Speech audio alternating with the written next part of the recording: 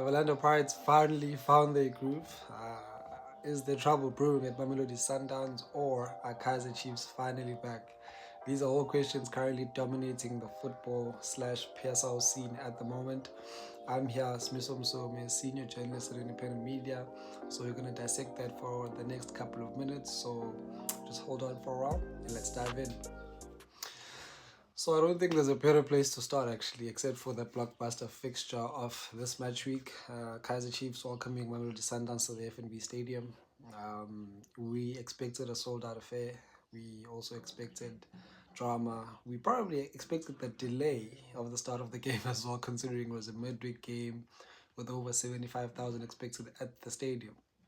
Um, I don't think many expected that kind of Kaizer Chiefs performance, though. I think if you're just gonna focus on Chiefs here for a while, you all know that Chiefs had lost, I think, about 6 or 7 of their past 6 or 7 games against Mamelodi Sundowns. They've been utterly dominated for nearly a decade when facing Mamelodi Sundowns. But also on top of that, Chiefs had not beaten Sundowns at the FNB Stadium for 8 years. So no one would have been surprised if anyone had put their money on Mamelodi Sundowns eventually walking out of Soweto with all 3 points. But Chiefs, yeah, that's a different kind of Chiefs that we're seeing right now, ladies and gentlemen. I think when we saw the Nedbank Cup game last season, the semi-finals, yes, there was a lot of positives for Kaizer Chiefs, and a lot of people spoke about perhaps it was a cup game, it was a once-off, all those cups, all those types of things rather. But for them to be able to put up back-to-back performances like that against Mamelodi Sundowns, yeah, that is not a fluke. Chiefs, I think Chiefs have finally not necessarily found their groove, because there's still major improvements that are needed around the team. But if you're a Chiefs fan right now, it's no surprise that you're aching to go to the stadium every single time. But also, if you're a Chiefs player at the moment, you have every reason to believe that the team is heading in the right direction. Obviously, Chiefs are top two at the moment, the only team to not concede a goal. So you cannot ignore that type of, not necessarily performance, but that sort of ability to be able to grind out results at this early stage of the season. You all know that the last time Chiefs won their first 3 games of the season, they went on to win the league in 2015. I don't think many people are expecting that. But rather, I think many people are anticipating that Chiefs will definitely finish in the top 8 this season, considering the type of performances that they're putting up at the moment. Yeah, so I think the only, not just one positive, but I think one of many positives Chiefs can take away from this game against Mamelodi Sundowns was the fact that they were not just restricted merely to defending against Sundowns and holding on for their lives like they've been able to do in the past seasons, but they actually went pound for pound with Sundowns. They were able to match them for intensity, speed. Perhaps they lacked that killer instinct despite Glody Lilepo having an exceptional game, but for them to not be outplayed in a league game against Mamelodi Sundowns, and a Mamelodi Sundowns that was looking to bounce back from exiting the MTN8, of course. So I think this is a huge results for Chiefs. I mean, Nabi would have probably felt as if they could have gotten all 3 points considering how the game went. But I think in terms of a psychological and mental capacity, Chiefs have a lot to take away from the game, or have a lot more positive to take away from the game than Mamelodi Sundowns.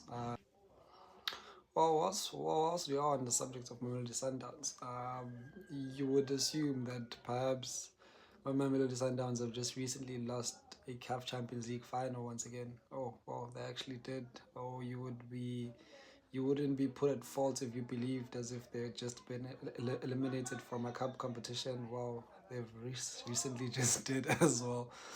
So, yeah, Miguel Cardoso seemingly under pressure. I'm sure the video's already out now of last night's fiery press conference after their game against Chiefs. Um, and his storming off after the final whistle. He first stormed off into the change room before he had to be called back. I'm not too sure whether he had to be asked or begged to actually come back and do a post match interview for television. But yeah, seemingly he's a man that's not in his usual state, and because of that, the questions have already begun to find answers rather, because after the failure to win the CAF Champions League last season, they move on to the Club World Cup, of course. They perform very well. Some happy about Cardoso, some not so much. And then they go into the new season, with that sort of, not so much momentum, but with that sort of uncertainty. And now, okay, they start off the season with a draw, but they win the next two games, which seemingly puts them back on track. They win the MTN quarterfinal in convincing fashion as well. Then they get to the MTN semi-final, they're eliminated, they face Chiefs, they can't beat them. So that is the nature of being a Mamelodi Sundowns coach. That is the nature of taking charge of a team that has won the league and a host of other cups in the last 12 years. They've won the league 8 times. That is the kind of pressure that comes with being in that sort of chair, and that is that conundrum that Cardoso currently finds himself in rather. Uh, at any other club, I think he would probably have more time. At any other club, I think, um, although there would be questions, but I don't think the standards to be able to grind out results would be as high as well. Even at the press conference yesterday, he himself asked that why are other coaches allowed to draw games, but he's just supposed to win every single game. He stated that every team wants to win games, but not every team actually wins games. So, I think, yeah, he's a man under pressure. Whether Sundowns or whether the board, of course, the chairman, Klopp Mtepe, the sporting director, Mr. Flemingberg, whether they would, they're gonna side with him, obviously remains to be seen. From my perspective, I think it's too early. I think it deserves more time. Of course, my opinion does not necessarily decide how the matter goes down, because there's also murmurs of perhaps he's losing the dressing room, and we all know what happens when you begin to lose the dressing room at Mamelodi Sundowns. We saw it with Coach Mangoba Mngiti as well. So we don't know. Is it a ticking time bomb? Is everything gonna come to a grinding halt following over a decade of dominance in South African football? We're gonna see that when, yeah, as time goes. Um, yeah, so let's just sit around. I think we're all looking forward to seeing how Mamelodi Sundowns actually bounce back in the next couple of weeks, and how they move forward going into the AFCON break, and where they will be in terms of the change room, and how they actually plan to move forward. Yeah, so, and lastly, Orlando Pirates, have they finally found their groove? Um, I don't know how the fellow Buccaneers are feeling. I think at this point it's still that moment of uncertainty. But obviously, that huge win over the weekend over Mamelodi Sundowns, Pirates have just always been able to gather sort of momentum from their cup wins. But also they've always been a cup team in recent seasons. So I don't know how much of a role their cup win over Mamelodi Sundowns is going to play.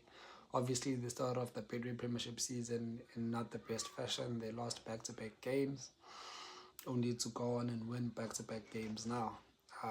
But looking at their performance against Orbit, honestly, a game of two halves. If I was the Pirates coach, I think he was not too pleased with their first half showing as well. Obviously, second half, he makes a couple of substitutions, brings on Mbule, brings on Umbata, sort of changes the dynamic and ups the energy a little bit. That sort of releases Patrick Maswanganye as well. Uh, Very interesting on Utito and the kind of players that he's able to play with when playing for Pirates. I think different profiles sort of suit Utito when he is playing. Personally, I don't think he had the best games. I don't think he was the best player on the field, even though he won the Player of the Match award. I don't think he was for me. I think the goal scorer, the young CM at the back, was colossal because Orbit obviously did not make it a very easy game for Orlando Pirates. Yeah, so I think they needed Mbogazi and Osiema to stand strong, and the two youngsters actually did so. So I think if you're Orlando Pirates looking at that game and how it went about, not too happy about the first half, slightly pleased about the second half and the fact that you were able to get the breakthrough and just seeing. So to me, in an overall perspective or conclusion of the game, I would be slightly worried if I was Pirates, just purely because of how less they sort of look creatively moving forward. If they do play without the young Rele Mufokeng, of course Rele wasn't playing; he was on the stands. Apparently, he has a slight nickel, but with rumors still signaling that there's a possibility that he might move away from the club, and you watch that performance, you're still trying to find that one player with the X factor. If they do happen to lose him, where do Pirates go? How do they replace his creativity? How do they replace just everything that he brings to the team in terms of aura, skill, goals, assists? Of course, he hasn't started the season very well, but I don't think anyone expects him to stay in that sort of form for the foreseeable future. So I think if you're Pirates, you're looking at that game and thinking that perhaps, yes, we were able to get the win on the day, but you're playing at home against a promoted side. I don't think it should be that hard of a win. But obviously, Orbit's a very good side. Yes, they played without Saleng, but a very good side. But still, you look at the quality, the caliber, just the temperament, the stadium. It should not be that hard for an Orlando Pirates side to be able to dispatch of a newly promoted team. So, yeah, I think other notable results. Congratulations to Golden Arrows. And I know they made it difficult for themselves. Coach Mangoba must have been frustrated down the touchline, but yeah, they beat Magesi 2-1 at Kings Welitini on Wednesday, thanks to a 95th goal by Unqubeko Dlamini. Amazulu also got a point away at Sikukune. I think it's going to be a very big point for them. Sikukune on top of the log, so I think it's a very good point for Zwanya's men, even though they created a lot of chances. I still think it's a very good point for them. Richards Bay finally got on the board.